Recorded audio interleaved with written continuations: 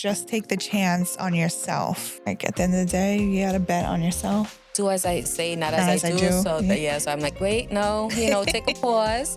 Yeah. And, take the time off and go be with your kids. Use your PTO. They'll understand, My corporate job at the time, they're not understanding of that. That's why more women are leaving that and trying to build something of their own so they could be their own boss. So before we start, I just want to say that this podcast is bigger than me. Designed by Sisterhood was created for women to give them a space to be seen and heard and supported while they're building. My first guest isn't just a business owner, she's also a community member. Her story represents what happens when women show up, stay consistent, and build with intention.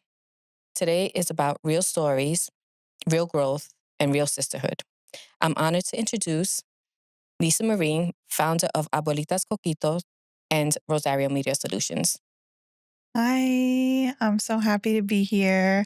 I'm so thankful for Design by Sisterhood and for the space that you've created, Pauline. It's been nothing but inspiring, and I'm just so happy to be part of this journey. Well, thank you for being here. I'm honored.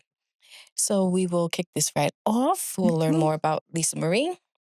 So who was Lisa Marie before Abuelita's Coquitos and Rosario Media Solutions? So I was a new mom, before I started both businesses. I was working in corporate and I was also working at a restaurant at night. I've always been a hustler.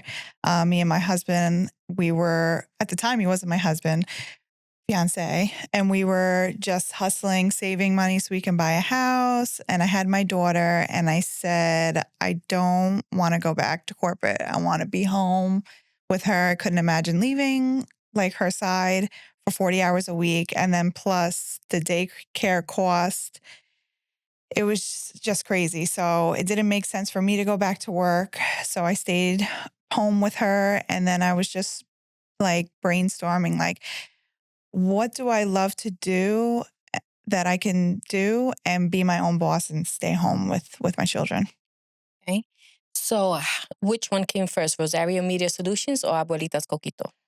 Abuelita's Coquito came first. So I grew up with my grandma, my mom, every holiday season, Thanksgiving, Christmas, making coquito with them in the kitchen. And, my grandma had her own hair salon in her garage in her home in the Bronx. She still does. She's going to be 84 this year. She still does hair. And she would make coquito for us, obviously, but she would make it for her clients. She would always give them as gifts. And one year after my daughter was born, my grandma was over and we were making it. And she's like, maybe you should, sell it. And I'm like, I don't know. I gave it out as gifts that year. And then people started blowing me up. We want to buy it. Like, don't give it to me as a gift. I want to buy it because I want to give it as gifts too. Nice. So that's how it started. So. And how did that segue into Rosario Media Solutions? So it was kind of separate. So during COVID, one of my good friends, she's an esthetician and a spa owner. Shout out to Alexis at Revival Aesthetics in Miller Place. She was looking for somebody to do her social media. She's like, I can't be bothered. Like, I need to delegate this out. I know I need to be on there. And especially since it was during COVID, but things were starting to open back up. So she wanted to get people back in the doors and start, So I was like, hey, I've done it before for my husband's brother-in-law. And I said, if you want to take a chance on me, I, I would love to do it, And she was like, let's do this. And that's how that started. And then I started seeing a need for business owners that either just didn't know how to do social media or they just didn't have the time, but they knew they had to be on there. So when I was telling like friends and family, a lot of them were like, oh, so you're just like taking pictures and posting for them? Like they weren't really understanding, and still some don't, but it is what it is. But even my husband was like a little skeptical. And then he started seeing, he's like, okay, this is something. Like, all right, let's do Hmm. this, you know? That's awesome. So when Yeah. did you realize that your business could actually sustain your So life? when I realized that this was actually something was once I reached about 5 clients and I was feeling busy and I'm like, okay, I'm continuing to grow. Like, this is a career. This is a business. This is no longer a side hustle. Right. What role has the community played in your growth? So the role that Design by Sisterhood has played in my growth is support. 100%. Like, it's nice to have like-minded women that just understand, like, as a business owner or even just as a woman, like what you're going through, Right. trying to balance it all as a mom, as a business owner. And it's nice to have like that feedback. Like, if you have an idea, hey, like, what do you guys think about this? And the honesty, Right. no judgment. It's just nice to have that. Right. What I love about our sisterhood is that there's no fluff. Right. Yeah. We kind of don't sugarcoat. So, Yes. And it's not in like a harsh way. Like, everybody is so like respectful, you know? right.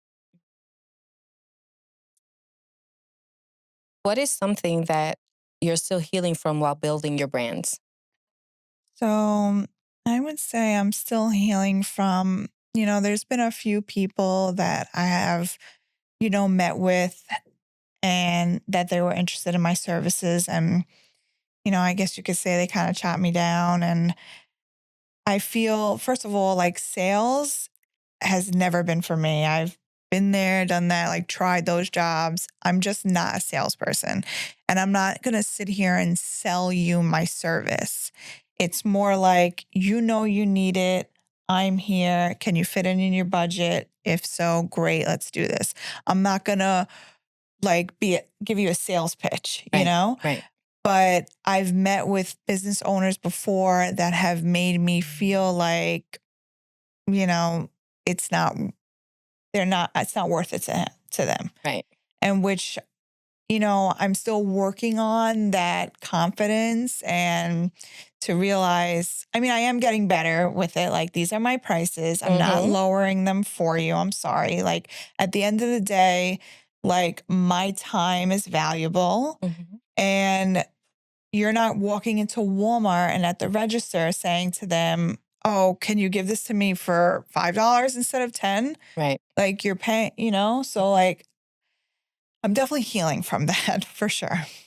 Dealing with some not nice people, but Right.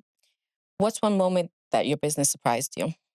um one moment that my business surprised me, I I might would know that say, answer.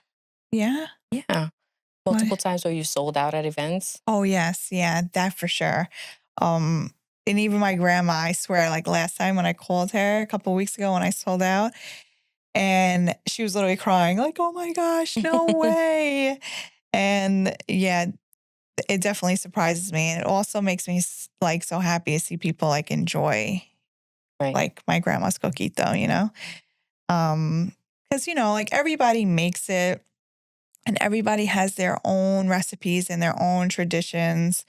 And I love trying other people's coquito too, because hey, like it's it's sometimes I don't want to make it either. Right. I'm coquitoed out. Like, I don't even want to drink it when it comes to Christmas because I'm like, I've been drinking this like since September. right. Mm-hmm. But yeah, that's a good one. Mm-hmm. What's one What's one boundary that you've had to recently set to protect your space? Um, that my prices are my prices. Like, I had to set a boundary where like I had to realize that not everybody's meant for me. Right. Mm-hmm. Sometimes it's like we have to be a good fit. If we're not a good fit, then it's not going to work out. Right. And not everybody is meant for you, and that's okay. You know, When people look back at your work 10 years from now, what do you want them to say? I want them to say Like, wow, I can't believe she started that with little kids. And look at what she has done, you know? So, what's one advice that you would give women that are listening who want to start but are scared? I would say to them, like, just do it. What do they say? Scared money don't make no money, you know? So like just what's the worst thing that can happen? It doesn't work out. Okay. But at least you tried and you don't have to live with regret. Like, oh, I should have. At least you know, like, okay, I did it. It didn't work out. And now I'm doing this, you know? Right, But I feel like just take the chance on yourself, you know? right. Like at the end of the day, you gotta bet on yourself. It's better than living in regret and not knowing, right? You don't know Yeah, unless you try. exactly. Yeah. That would be my best advice. What's one thing that the community helped you with? Any advice?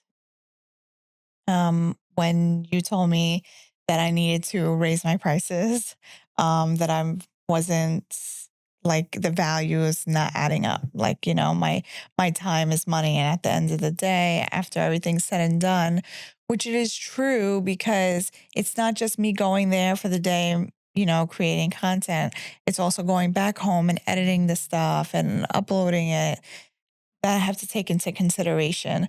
So there's been a lot of learning on the way, you know, and I'm still learning and I'm thankful for the clients that I have now. And I just know that I want to grow more.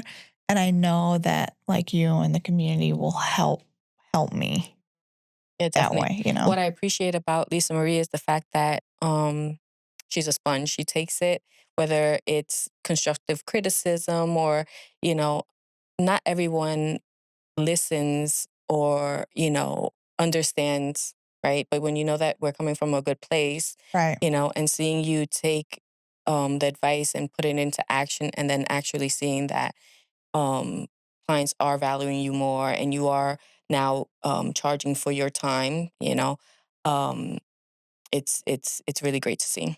Yeah. Yeah. I'm really happy about that. Thanks. And I'm proud of you. Well, thanks. But Design by Sisterhood does host a lot of network and learn events, and the majority of them are free. Right. And Design by Sisterhood just recently opened up a not for profit organization, Design by Sisterhood Foundation. So you will be seeing a lot more of us.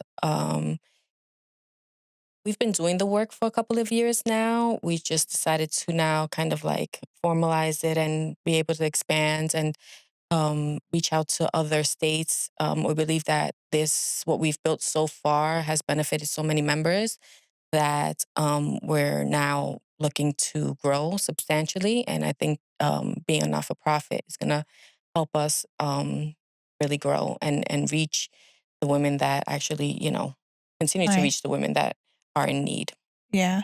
I think 2026 is going to be a great year for Design by Sisterhood. We're just going to continue to grow. Right. And I feel there's so many women business owners out there, even not even business owners, that can benefit from our community. And I always tell people, like, hey, just come to an event or come to a network and learn. It's free. You can hop on Zoom and that, Right. you know, and get the vibe and see it, you Right. know? We Uh, also have a community on school. And although we have members there, we even had one yesterday join from Nigeria, which is awesome. Oh, really? I Um, didn't know that. yeah, That's awesome. right. Um, I think that the magic is when they're in the room with us and or Yes. or on the calls, right? Because we Right. can have the platform and it's almost like a Facebook, but it's a little bit with Yes. less distractions. But the magic is when we are all together. Yeah, because it's more personable, you know, like it's not behind a computer screen, you Right. know, you can actually hear the voices, see the faces, feel our vibe, Mm-hmm. like feel the support, like, Mm-hmm. you know, Yeah. and that is genuine. Mm-hmm. You know, Right. it's not like a money grab or something, you Right. know, because Mm-hmm. there are some things out there that are kind of like that. I mean, Mm-hmm. it, we're just here to support each other and grow Right. And learn from one another. and And learn. that's one of the things that we tell the prospective members is, some things are going to be for you and some things aren't. But know that the intention behind it is all about growth and support. Whether you are a business owner or just a stay at home mom, the doors are open for everyone. Right. Yeah, that's so true. Yeah, and we have the vision board party coming up. Yeah, there'll be our third annual vision board party. And what I love about that particular event, which is one of my favorites of the year, is seeing people come back the next year and saying like how they manifested it. And one thing about Oh, manifestation I do have to say is people think manifesting you just wish. You manifest, it comes with the work behind it, right? So you right. have to, show up and Mhm. then the manifestation will follow through. Right, that's true, yeah, hmm like, you can't just, like, Pin it on the board. right, and it's just gonna magically happen, like, Right. you have to put in the work. Right, right. That's true. So, mhm. But I love that. I love that a lot of people like I remember at the first vision board, or maybe it was the second, I said, they said, "You're not doing a board." I was like, "Well, I'm hosting. I don't want to sit down." And they're like, "Well, what's your?" I go, "I don't know how I'm gonna do it." I said, "But I want to leave my corporate job." And it ended up happening, that same year, like 6 months later. Mhm, So yeah, the work was put in, but I never, thought that it was going to happen that quickly. right, and honestly, I feel like, that's the new wave lately. I've seen a lot of people, women especially, leaving their corporate jobs because they first of all, it's unfortunate for women, like, especially when you have children, like, sick days fall on you, Right, you know, I love my husband to death and he's so supportive, but he has a very important job. So if my child is sick, that's right. guess who's calling out of work? Me, not Right. him. He cannot. So my corporate job at the time, they're not understanding of that, Yeah, I agree. after a while, and they're just not supportive of women. So then I feel like that's why more women are leaving that and trying to build something of their own hmm so they could be their own boss. Right. So they don't have to worry about that? I agree. And I think it's important to note too that when they leave, it's not to work less. It's to have the Right. flexibility, Yeah. right? It's the flexibility. Yes. I don't have to ask permission to leave early Right. because I want to go to a school play. I don't have to Mhm. use PTO time. Yeah. I don't have to get side eyed by my employees because I want to leave early, because my child is sick or whatever it is, you Right. know? So I think that's important too because I think that there's a lot of out there, work 6 hours and make $5,000 a week. And I'm Yeah. going to, Like, no, that's unrealistic. unrealistic. No, So I'm probably working more than I ever did agree. Me right too. now. Like, hmm but it's worth it because guess what? If I don't want to, if I know like I have things coming up, then I'm going to put in longer days Right.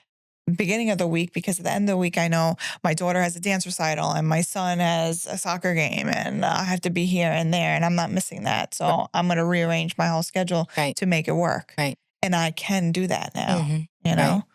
So, um, Yeah.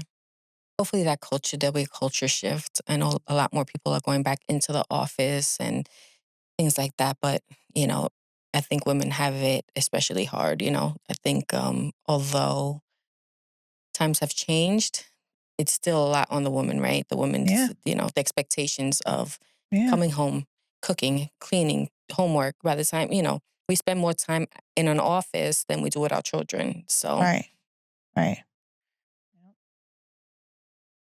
navigating both, um, is interesting. I had someone ask me yesterday, uh, how did you balance both working at corporate and building your business? And I was petrified. Like I would never do anything, while I was in corporate. But I took those calls on the way to work. I took those calls during my lunch break in the car. And the clients that get it, get it. I took the calls on the way home. So when you want it, like you put Right. in the work. And I think without sacrifice, nothing is going to evolve. But yeah.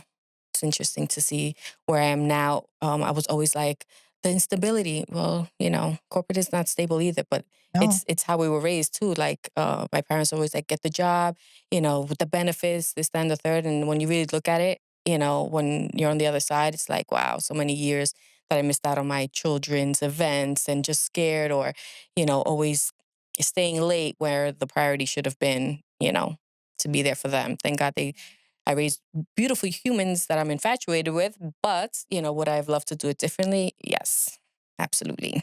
Yeah. But you show up for them now. Yeah, So they know definitely. that. And they probably like grew up watching that Hmm. and like that's instilled in them too, like Yeah. that hustle Oh, it definitely mentality. is. Yeah, they both Yeah. have their jobs and their side businesses. So it is beautiful to see. But I do always also say, like, it is true what they say, like, do as I say, not as Not I as I do. do. So Yeah. yeah, so I'm like, wait, no, take a pause and Yeah. take the time off and go be with your kids. Use your PTO; they'll understand. Right. So yes, the babies are only babies for a little while. So Yeah.